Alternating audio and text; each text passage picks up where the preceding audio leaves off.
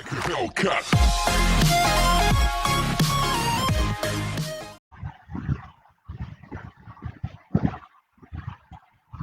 High, আমি Mohammad Shakawat Hossain, chief instructor computer, Khulna polytechnic institute. এই বৈশ্বিক করোনা ভাইরাসের মহামারীতে যে যেখানে আছেন, সুস্থ আছেন এবং আমার এই লাইভে, ফেসবুকে এই লাইভে যারা আছেন প্রত্যেককে শুভেচ্ছা জানিয়ে আমি আমার আজকের লেকচার শুরু করছি। আমার লেকচার এর বিষয় ডাটা স্ট্রাকচার অ্যান্ড অ্যালগোরিদম, চৌথ পর্ব কম্পিউটার টেকনোলজির জন্য। আজ আমি যে অধ্যায়টি আলোচনা করব সেটা প্রথম অধ্যায়, basic idea of data structure.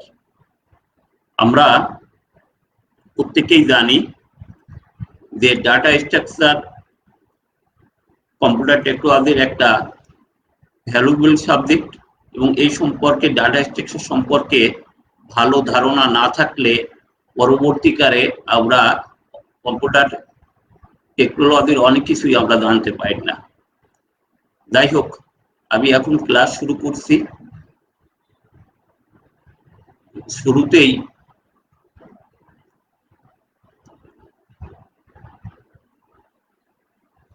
শুরুতেই আমরা জানবো যে ডাটা স্ট্রাকচারে শুরুতেই আমাদের জানতে হবে ডাটা ও ইনফরমেশন কি। আমরা জানি ডাটা শব্দের অর্থ হলো উপাত্ত। সাধারণ অর্থে কোনো বিষয় বা ঘটনার মান বা দলীয় মানের সমষ্টিকে ডাটা বলা হয়। ডাটার নিজস্ব কোনো স্বাধীন সত্তা নাই, অর্থাৎ ডাটা স্বাধীনভাবে কোনো কাজ করতে পারে না। যেমন এখানে উদাহরণ হিসেবে আমি দেখিয়েছি যে দেলোয়ারের বয়স 18 বছর। তাহলে এখানে দেলোয়ার একটি ডাটা, 18 একটি ডাটা। এখানে দেলোয়ার একজন নাম এবং 18 দ্বিতীয় ক্ষেত্রে তার বয়স নির্দেশ করে। এখানে আমরা একটা জিনিস খেয়াল করতে পারবো যে দেলোয়ার বা 18 স্বাধীনভাবে কিন্তু কোনো সত্তা প্রকাশ করে না, কিন্তু যখন হচ্ছে বলছি যে দেলোয়ারের বয়স 18 বছর, তখন এটা একটা স্বাধীন সত্তা প্রকাশ করে। এজন্য ডাটার অভাব নেই, অর্থাৎ আমরা যা কিছু বলবো, যে সমস্ত জিনিস বলবো বা দলীয় যা কিছু বলবো সবই ডাটা। এই ডাটাকে প্রক্রিয়া করে অর্থাৎ প্রসেস করে আমরা ইনফরমেশন পেয়ে থাকি। ইনফরমেশন শব্দের অর্থ হচ্ছে তথ্য। ইনফরমেশন বলতে আমরা বুঝি সংগৃহীত ডাটা বা উপাত্ত প্রক্রিয়াকরণের পর প্রয়োজন মতো সাজানো বা অর্থপূর্ণ অবস্থাকে তথ্য বা ইনফরমেশন বলে। আমরা অনেকেই ঘুরিয়ে ফেলি, আমরা ডাটাকে অনেকে ইনফরমেশন বলে ফেলি। এটা কিন্তু খুবই রং। এই জন্য আমার প্রিয় ছাত্রছাত্রীদেরকে আবারও বলছি, প্রত্যেকে যেন ডাটা এবং ইনফরমেশন তাকে যেন গুলিয়ে না ফেলো। ইনফরমেশন সর্বদাই মনে রাখতে হবে যে ডাটাকে প্রসেস করলে আমরা ইনফরমেশন পেয়ে থাকি। আবার ইনফরমেশনটাকে যদি আবার পুনরায় যখন প্রসেস করি, তখন কিন্তু সেই ইনফরমেশনটা তখন ডাটা হিসেবে কাজ করে।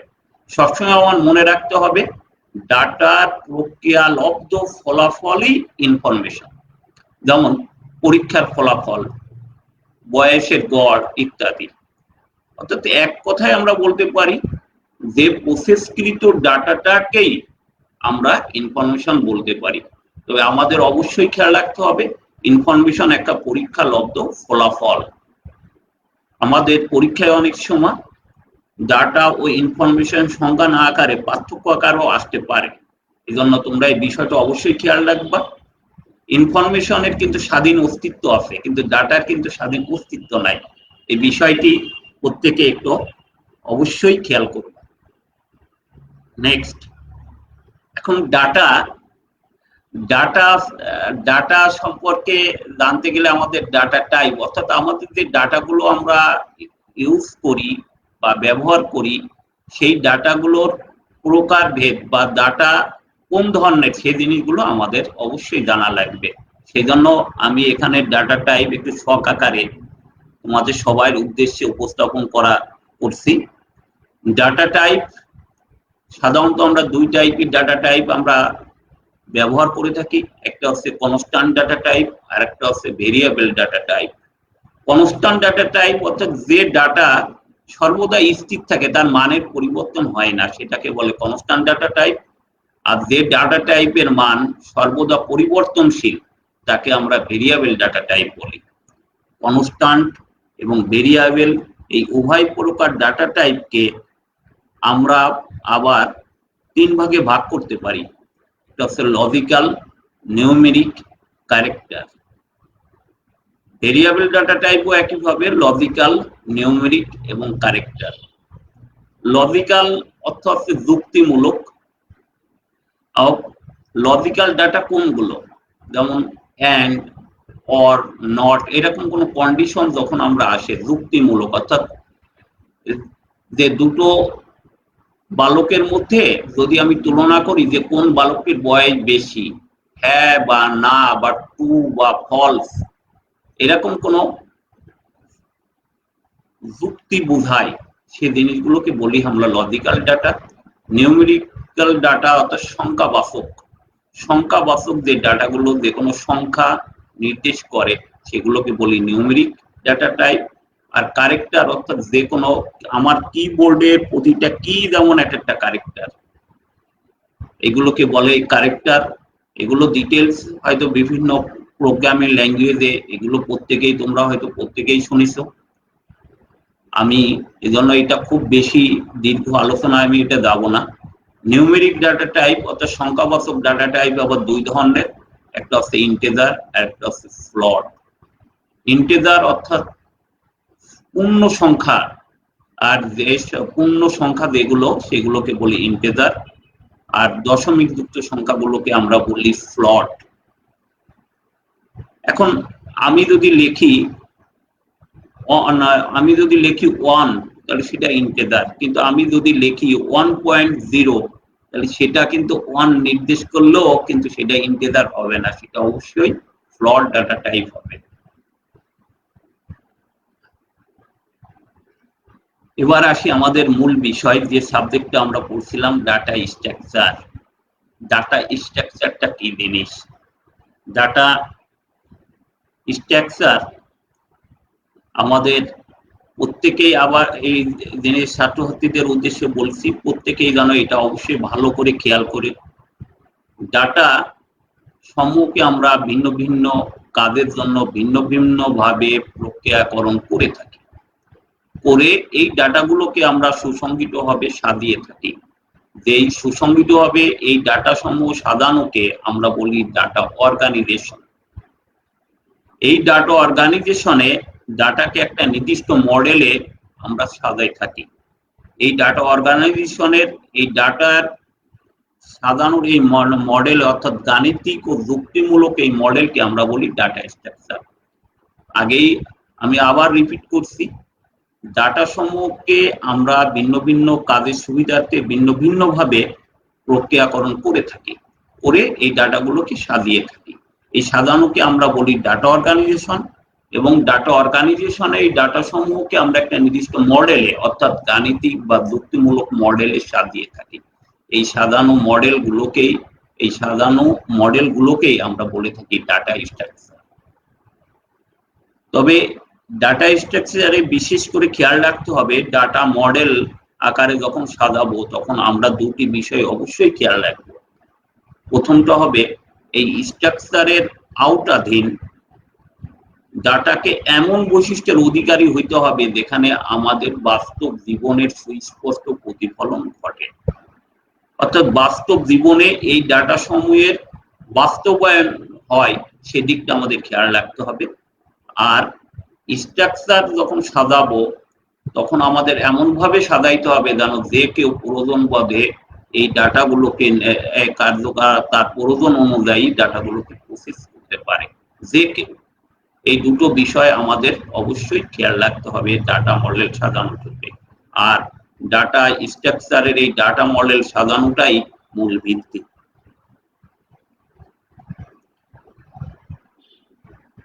ডাটা স্ট্রাকচারের ক্লাসিফিকেশন বা প্রকারভেদ আমরা এখন দেখি। ডাটা স্ট্রাকচার কে মূলত আমরা দুই ভাগে ভাগ করতে পারি, একটা হচ্ছে প্রিএমটিভ ডাটা স্ট্রাকচার, একটা হচ্ছে non primitive data structure. Primitive data structure আর কে আমরা 4 ভাগে ভাগ করে থাকি, integer, float, character, pointer. Non primitive data structure কে আমরা 3টে ভাগে ভাগ করে থাকি, একটা হচ্ছে অ্যারেজ, লিস্ট, ফাইলস। লিস্ট আবার দুই টাইপের, একটা লিনিয়ার লিস্ট আর একটা নন লিনিয়ার লিস্ট। লিনিয়ার লিস্টটাকে আবার আমরা দুই ভাগে ভাগ করি, স্ট্যাক, কিউ। নন লিনিয়ার লিস্টটাকে আমরা দুই ভাগে ভাগ করে থাকি, গ্রাফ এবং ট্রিজ। আমাদের প্রত্যেকে বইতে এই প্রতিটা বিষয় আলোচনা করা আছে। আমি এখানে এই বিষয়ের ভিতরে আলোচনায় আমি যাব না, প্রত্যেকটা বিষয় প্রতিটা অধ্যায়ের পরবর্তীতে আমরা আলোচনা করব। আমি এর পরের স্লাইডে যাই। ডাটা স্ট্রাকচারের ক্ষেত্রে আমরা যে কোথায় কি কি ডাটা স্ট্রাকচারের কি কি অপারেশন আমরা করে থাকি সেই বিষয়টা আমরা এখন দেখব। ডাটা স্ট্রাকচারের অপারেশন ক্ষেত্রে দুই টাইপের অপারেশন আমরা করে থাকি, একটা হচ্ছে মৌলিক অপারেশন আর একটা হচ্ছে বিশেষ অপারেশন বা স্পেশাল অপারেশন। মৌলিক অপারেশন আন চারটি, ট্র্যাভার্সিং, ইনসারশন, ডিলিশন, সার্চিং। বিশেষ অপারেশন ক্ষেত্রে অর্থাৎ ডাটা স্ট্রাকচারকে বিশেষ অপারেশন সবসময় মৌলিক অপারেশন 4টে, ট্র্যাভার্সিং, ইনসারশন, ডিলিশন এবং সার্চিং। আর কিছু কিছু ক্ষেত্রে আমরা এই দুটো অপারেশনও করে থাকি, একটা সর্টিং এবং মার্জিং। আমরা এখন এই অপারেশনগুলোর সম্পর্কে হালকা বর্ণনা করি আমরা। ট্র্যাভার্সিং কি? ডাটা স্ট্রাকচারের কোনো রেকর্ডকে কমপক্ষে একবার অ্যাক্সেস বা প্রসেস করাকে আমরা ট্র্যাভার্সিং বলি। যেমন আমি যদি একটা অ্যারে ডিক্লেয়ার করি, সেই অ্যারেতে যদি কোনো ডাটা আমি ইনপুট দিই বা ডাটা গুলোকে আমি আউটপুট হিসেবে পাই বা অ্যারের যে কোনো অপারেশন যদি করি, তাহলে সেটাই ট্র্যাভার্সিং এর মধ্যে পড়বে।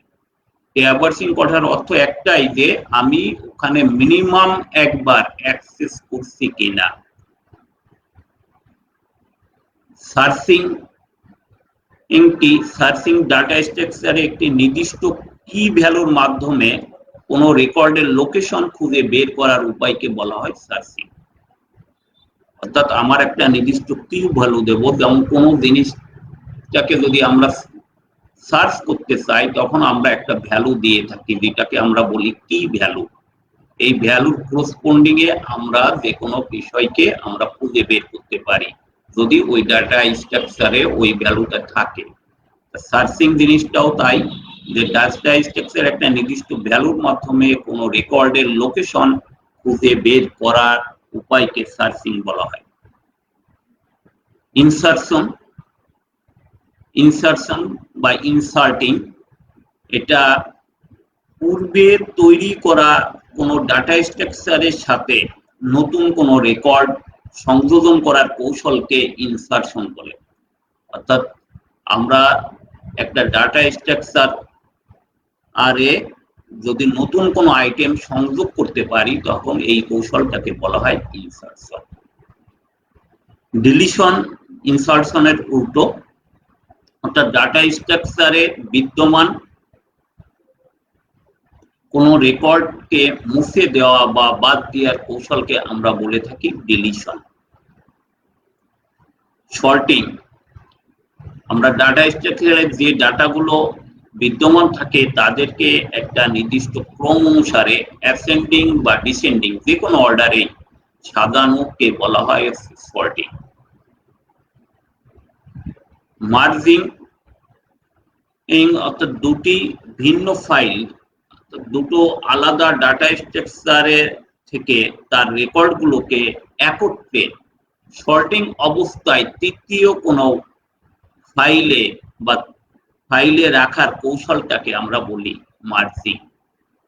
আমরা ডাটা স্ট্রাকচারের যে ক্লাসিফিকেশন আমরা স্ট্যাক, কিউ, অ্যারে, লিস্ট এগুলো আমরা দেখছি। এগুলোর যে কোনোটার ক্ষেত্রে এই 6টি অপারেশন প্রযোজ্য হবে। এই অপারেশনগুলো সম্পর্কে যদি আমাদের ক্লিয়ার ধারণা না থাকে তাহলে আমরা ওখানে যে ডাটা স্ট্রাকচারে কোনো অপারেশন করতে দেয় সমস্যায় পড়তে পারি। এই জন্য ছাত্রছাত্রীদেরকে বলবো তোমরা অপারেশন গুলো সম্পর্কে ক্লিয়ার ধারণা রাখবে।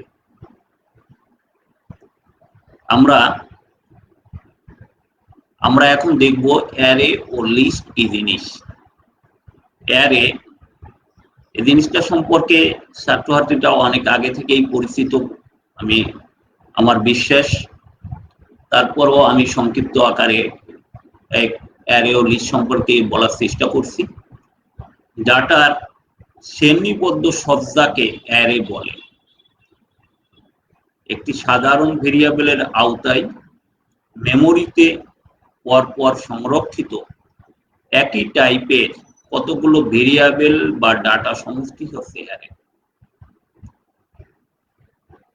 অর্থাৎ একটা সাধারণ ভেরিয়েবলের আওতায় মেমোরিতে পরপর সংরক্ষিত, অর্থাৎ মেমোরি একটা নির্দিষ্ট লোকেশন থেকে শুরু করে কখনো ওর ভিতরে গ্যাপ থাকবে না, যে একই টাইপের, আমার এখানে অবশ্যই খেয়াল রাখতে হবে একই টাইপের ডাটা হতে হবে, সেই ডাটার সমষ্টিটাকেই বলা হয় অ্যারে।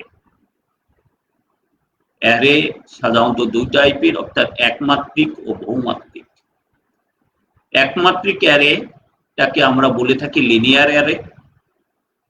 সাধারণত যে তোমাদের ডাটা স্ট্রাকচারের সামনে 3য় চ্যাপ্টার থেকেই তোমরা লিনিয়ার অ্যারে অধ্যায়টা পড়বা, সেখানে আসলে লিনিয়ার অ্যারে বলতে একমাত্রিক অ্যারে বলা হয়। অর্থাৎ যে অ্যারেতে একটি মাত্র সাবস্ক্রিপ্ট আমরা ব্যবহার করে থাকি সেটাকে বলা হয় একমাত্রিক অ্যারে। আর যে অ্যারেতে আমরা একাধিক সাবস্ক্রিপ্ট ব্যবহার করে থাকি সেটাকে বলা হয় বহুমাত্রিক অ্যারে। যাই হোক, আমরা 3য় চ্যাপ্টারে একমাত্রিক অ্যারে বা লিনিয়ার অ্যারে সম্পর্কে আমরা ডিটেলস পড়ব। এটা আমাদের 3য় সপ্তাহে আশা করি তোমরা এটা দেখতে পাবে। নেক্সট চ্যাপ্টার, লিস্ট কি জিনিস? লিস্ট অর্থ তালিকা। প্রাপ্ত ডাটার ক্রম বিন্যস্ত সজ্জাকে লিস্ট বলে। লিস্টে ডাটা ইচ্ছা মতন সংযোজন বা বিয়োজন করা যায়। আমরা যেমন বাড়িতে গেলে অনেক সময় বাবা মা আমাদের একটা বাজারের তালিকা ধরে দেয়, কাগজে লিখে বাজারের তালিকা ধরে দেয়, চাল, চিনি, ডাল এরকম তালিকা ধরে দেয়। এগুলোকে আসলে লিস্ট বলে। এবং লিস্টে আমরা যে কোনো আইটেম সংযোজনও করতে পারি, বিয়োজনও করতে পারি। পরীক্ষায় প্রায় আসে অ্যারে ও লিস্টের মধ্যে পার্থক্য, তখন আমরা অনেকেই এটা তালগোল পাকিয়ে দেয়। সবসময় মনে রাখতে হবে অ্যারে একই ডাটা, একই টাইপের ডাটার সমষ্টি, আর লিস্ট কিন্তু একই টাইপের না, ভ্যারাইটিস টাইপের ডাটা এখানে থাকতে পারে। আর অ্যারেতে ইচ্ছা মতন ডাটা সংযোজন বা বিয়োজন করা যায় না, ওর একটা নির্দিষ্ট অ্যালগোরিদম বা নির্দিষ্ট একটা নিয়মের মধ্যে ওখানে ডাটা সংযোজন বা বিয়োজন করতে হয়। কিন্তু লিস্টে আমরা ইচ্ছা মতন ডাটা সংযোজন করতে পারি, অর্থাৎ ইচ্ছা মতন আমরা কেটে দিতে পারি বা ইচ্ছা মতন ওখানে ডাটা ইনসার্ট করতে পারি। তোমরা অবশ্যই এই বিষয়টি অবশ্যই খেয়াল করবা। ডাটা স্ট্রাকচারে আরো কিছু বিষয় আমাদের জানতে হবে। আমরা এই বিষয়ের মধ্যে আছে ফিল্ড, এ রেকর্ড, ফাইল। ফিল্ড কি জিনিস? তোমরা অনেকেই এক্সেলে কাজ করছো। এক্সেলে ওখানে যেমন রো এবং কলাম আছে, ওখানে রো গুলো সাধারণত এক থেকে নির্দেশ করা থাকে 1 2 3, কিন্তু ওখানে কলাম গুলোতে তোমরা দেখছো যে এ বি সি ডি থেকে জেড পর্যন্ত আবার এ এ এ বি এরকম গুলো থাকে, ওগুলোর প্রতিটাই আছে এটা একটা ফিল্ড। অর্থাৎ ফিল্ড যদি সংজ্ঞা আকারে যদি বলি, ডাটা সংগঠনে কয়েকটি ক্যারেক্টার বা বর্ণ বা অঙ্ক ইত্যাদি নিয়ে গঠিত একটি আইটেমকে ফিল্ড বলা হয়। যেমন একটা ছাত্রর ডাটাবেস যখন আমরা পড়তে যাই তখন আমরা তার নাম, রোল, তার মোবাইল নাম্বার, গ্রেড, জিপিএ এগুলো আমরা তথ্যগুলো দিয়ে থাকি। এই সমস্ত তথ্যটাই এক একটাই প্রতিটাই একটা ফিল্ড। যেমন নাম একটা ফিল্ড, রোল একটা ফিল্ড, মোবাইল নম্বর একটা ফিল্ড, গ্রেড একটা ফিল্ড। আর পরস্পর সম্পর্কযুক্ত কতগুলো ফিল্ড মিলে গঠিত হয় একটা রেকর্ড। যেমন একজন ছাত্রের নাম, রোল, গ্রেড এগুলো মিলে তার একটা রেকর্ড গঠিত হয়। এবং ডাটাবেজে রেকর্ড সমূহ সাধারণত এক বা একাধিক টেবিল আকারে সংরক্ষিত থাকে। বিশেষ করে যারা এক্সেলে কাজ করছো তারা প্রত্যেকেই এ জিনিস সম্পর্কে ওয়াকিবহুল। ফাইলটা কি? ফাইল হচ্ছে পরস্পর সম্পর্কযুক্ত কতগুলো রেকর্ডের সুসংবদ্ধ সমন্বয়কে ফাইল বলা হয়। যেমন ছাত্রদের বেতন ও ফলাফলের রেকর্ড একটা ফাইলে গঠিত হয়। আমি নিচে একটা উদাহরণ সাহায্যে দেখানোর চেষ্টা করছি। যেমন একটা টেবিল আমি এখানে তৈরি করছি, টেবিলে আমার 3টে ফিল্ড দেখতে পাচ্ছি, ক্রমিক নম্বর, রোল, নাম। নিচে ক্রমিক নম্বর 001 দিয়ে তার রোল নম্বর আর নাম রাসেল। এভাবে আমি রাসেল, সালাম, রোমা এভাবে দেখাচ্ছি। এখানে ফিল্ড হচ্ছে কোনগুলো? ক্রমিক নম্বর, রোল, নাম, এই তিনটেকে আমি এই তিনটে এখানে ফিল্ড হিসেবে আছে। এখানে আমি 3টে রেকর্ড এখানে সংযোজন করেছি, রেকর্ড 1, রেকর্ড 2, রেকর্ড 3, আর সম্পূর্ণটা মিলেই হচ্ছে একটা ফাইল বা একটা টেবিল। আশা করি এই বিষয়টা বুঝতে পারছো সবাই। আমরা ডাটা স্ট্রাকচারে বিভিন্ন এখানে টি, যদিও টি অধ্যায়টা আমরা ডিটেলস আলোচনা করব, তারপরও এখানে টি জিনিসটা আমরা হালকাভাবে এখানে দেখার চেষ্টা করব। টি হলো এক ধরনের ডাটা স্ট্রাকচার, অর্থাৎ যে ডাটা স্ট্রাকচারে হায়ারার্কিক্যাল সুস্পষ্ট প্রতিফলন ঘটে তাকে ট্রি বলে। হায়ারার্কিক্যাল জিনিসটা কি? অর্থাৎ হায়ারার্কিক্যাল জিনিসটা হচ্ছে, যেমন আমরা যদি একটা গাছকে যদি চিন্তা করি, প্রথমে গাছ এর কাণ্ড থেকে বিভিন্ন শাখা প্রশাখা বের হয় এবং লাস্টে যেমন পাতা থাকে গাছের, এই যে সম্পর্কটা, এটাই একটা হায়ারার্কিক্যাল সম্পর্ক। অর্থাৎ একটা থেকে তার শাখা প্রশাখা বেরিয়ে যদি যায় একটা নির্দিষ্ট বস্তুতে যায় শেষ হয়, তখন সেই সম্পর্ককে বলি হায়ারার্কিক্যাল সম্পর্ক। এখানে আমরা দেখতে পাচ্ছি একটা ট্রি এখানে দেখানো হয়েছে। এই ট্রিটার রুট, তার এখানে যদিও একটা বাইনারি ট্রি দেখানো হচ্ছে, বাইনারি ট্রি অর্থাৎ যে ট্রি দুইটার বেশি তার হচ্ছে চাইল্ড থাকতে পারবে না, সেটাকে বাইনারি ট্রি বলে। সর্বোচ্চ 2টা চাইল্ড থাকতে পারে, একটি থাকতে পারে, কিন্তু সর্বোচ্চ 2টার বেশি নয়। এই ট্রিতে আমরা দেখছি এটা রুট হিসেবে দেখছি, তার 2টো সাব ট্রি, অর্থাৎ লেফট চাইল্ড বি এবং সি আছে রাইট চাইল্ড। এই প্রতিটা জিনিসটাকে একটা সাব ট্রির মধ্যে অন্তর্ভুক্ত করতে পারি এবং এই ট্রিটা সংযোগ করা হয়েছে এজের মাধ্যমে। আবার বি সাব ট্রির ভিতরে চাইল্ড হিসেবে আমরা ডি, ই, এফ এগুলোকে দেখতে পাচ্ছি, এগুলোকে চাইল্ড নোড বলে। আর লাস্ট এটাকে বলি আমরা লিফ নোড, যেমন জি, এইচ এগুলো হচ্ছে লিফ নোড হিসেবে আমরা দেখতে পারি। এই ট্রিটা যে কোনো এক্সপ্রেশনকে আমরা ট্রি সাহায্যে প্রকাশ করতে পারি। যেমন আমি এখানে দেখানোর চেষ্টা করছি, twice x plus y into a minus 7b to the power cube অর্থাৎ কিউব, এটাকে আমরা টি এক্সপ্রেশন টি সাহায্যে প্রকাশ করতে পারি। টি কে প্রকাশ করতে গেলে সবসময় মনে রাখতে হবে যে অপারেটর গুলো সবসময় রুটে থাকবে। যেমন আমি যদি এই এক্সপ্রেশনকে দুইটা ভাগে ভাগ করি, প্রথমটাকে টুয়াইস এক্স প্লাস ওয়াই এবং পরের অংশটাকে, তাহলে এই দুটার মাঝখানে আমার কাছে চিহ্ন না থাকলেও গুণ সম্পর্ক আছে। সেজন্য আমি প্রথমে স্টার অর্থাৎ গুণটাকে আমি রুট হিসেবে দেখানো হয়েছে। নেক্সট, তাহলে next part twice x plus y, এই দুটাকে সবসময় আমার অপারেটর আছে প্লাস, সেই প্লাস অপারেটর রুট হিসেবে আছে। তার লেফট সাইডে থাকবে তাহলে টুয়াইস এক্স, আর রাইট সাইডে থাকবে ওয়াই। টুয়াইস এক্সটাকে আবার আমি ভেঙে দেখানো হয়েছে, অর্থাৎ টুয়াইস এক্স অর্থাৎ 2 ইন্টু এক্স। এই জন্য আমরা প্লাসের লেফটে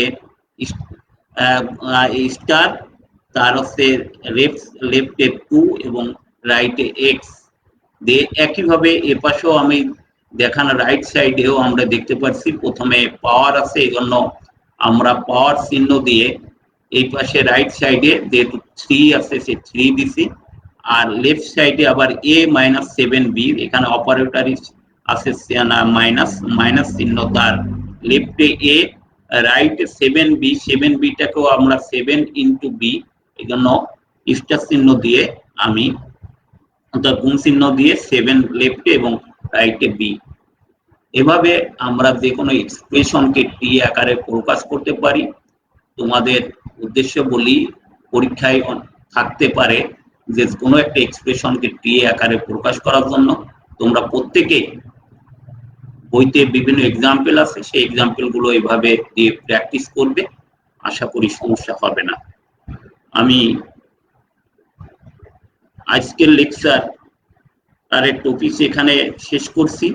আমরা সামনের সপ্তাহে অর্থাৎ আগামী সোমবার যদি আমরা প্রত্যেকে যদি আমি জীবিত থাকি তাহলে চেষ্টা করব আগামী ক্লাসে তোমাদেরকে হিপ, হ্যাশিং এবং অ্যালগরিদম অর্থাৎ চ্যাপ্টার 2 এই বিষয় সম্পর্কে ক্লাস নেওয়ার জন্য।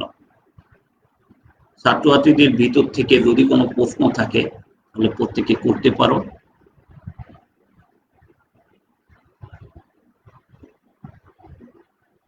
হ্যালো, কারো কোনো প্রশ্ন আছে? যদি না থাকে তাহলে প্রত্যেককে ধন্যবাদ আজকের ক্লাসের জন্য।